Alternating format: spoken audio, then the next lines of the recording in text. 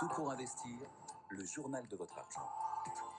Notre journaliste, votre rédacteur en chef ce matin, c'est Félix Baron. Bonjour Félix. Bonjour Lorraine. Vous n'êtes pas journaliste, néanmoins vous êtes vice-président de Panthéon Recherche et vous avez fait vos devoirs, vous avez fait votre revue de presse, vous avez sélectionné 3 informations qu'il faut maîtriser pour être meilleur investisseur ou meilleure investisseuse.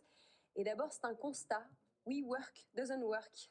Oui, WeWork, ça marche plus très bien. Alors, il y a quelques semaines, le nouveau CEO de WeWork a envoyé un mail à tous les utilisateurs, aux collaborateurs pour rappeler sa confiance en l'avenir, l'engagement de WeWork, donner la priorité sur les objectifs. Et puis hier, on a reçu un mail en tant qu'utilisateur de WeWork ou si on est collaborateur qui disait « On a pris la décision proactive d'engager un processus de réorganisation stratégique, etc. etc. » Excusez-moi de le lire, mais il faut comprendre que ce que WeWork est en train de dire, c'est qu'il rentre dans la procédure de chapitre 11, donc celle qui évite du redressement judiciaire avant la liquidation aux États-Unis. Et finalement, c'est un petit peu l'arrivée d'une chronique de faillite annoncée peut-être depuis 2015. Ce qui s'est passé, c'est que l'ambition démesurée du fondateur Adam Neumann a cru que en fait, l'argent serait abondant de la période de 2014 jusqu'à 2022.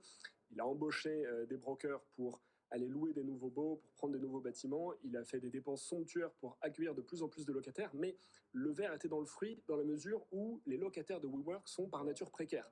Des freelances et des jeunes startups qui montent. Donc quand il y a de l'argent dans le marché et que les taux d'intérêt sont bas, tout va bien. Quand les taux d'intérêt remontent et que les levées de fonds sont de plus en plus difficiles, c'est compliqué pour les clients locataires comme pour WeWork, parce qu'il y a eu des levées de fonds de plusieurs centaines de millions qui se sont succédés pendant plusieurs années. Mais là, le principal actionnaire SoftBank en a probablement assez de cracher au bassinet et c'est ce qu'on constate avec la baisse de l'action donc depuis l'IPO en 2019 de 99,8%. La première leçon à tirer de cette faillite, c'est que il faut faire attention, il y a des secteurs qu'on ne peut pas ubériser. L'immobilier, par exemple, il y a très peu d'innovation, il y a peu de gains de productivité, il y a très peu de salariés, donc c'est difficile d'arriver avec une technologie qui va vous dire « je vais complètement métamorphoser les opérations ». Et la deuxième, c'est qu'il faut faire attention aux sociétés tech, les licornes, qui ne sont pas encore rentables. Parce que quand il y a de l'argent pour financer l'innovation, tout va bien. Mais si demain, c'est un transporteur aussi gros que Uber, si c'est une société critique comme une néobanque qui fait faillite, là, ça va emporter d'autres contreparties avec elle, parce que c'est aussi des gros clients des GAFAM, ces sociétés, en termes d'acquisition d'espace, de location de serveurs, etc. Absolument. Toujours ce dilemme, on ne sait pas s'il faut classer WeWork comme une société de la tech ou de l'immobilier. Bon, je crois qu'on peut la classer comme une société qui va faire faillite, surtout.